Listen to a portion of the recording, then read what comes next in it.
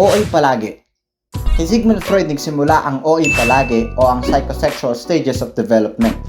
Ayon kay Freud, ang personality ng isang tao ay nagde-develop sa 5 stages: oral, anal, phallic, latent, and genital stage. Bawat stage, may pleasure na hinahanap ang isang tao na tinatawag na libido or ang sex drive. At kapag may conflict na hindi ma-resolve, magre-resulta to sa isang personality issue o ang tinatawag niya na fixation. Sa oral stage, bibig ang zone na naghahanap ng pleasure na masasatisfy sa pagsubo, pagkagat o paglunok. Naniniwala si Freud na kapag hindi na-satisfy itong mga pleasure na to, pwede itong mauwi sa isang oral fixation katulad ng paninigarilyo or pagkagat ng kuko.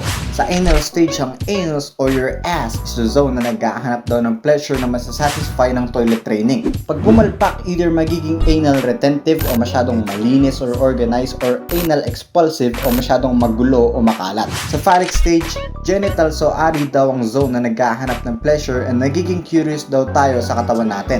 The weird part about this stage is naniniwala si Freud na ang mga lalaki daw ay may unconscious desire para sa nanay nila and rival yung tingin nila sa mga tatay nila. Tinatawag niya itong Oedipus complex or Electra complex para sa mga babae. Kaya may mga naririnig tayo ngayon ng mommy issues or daddy issues.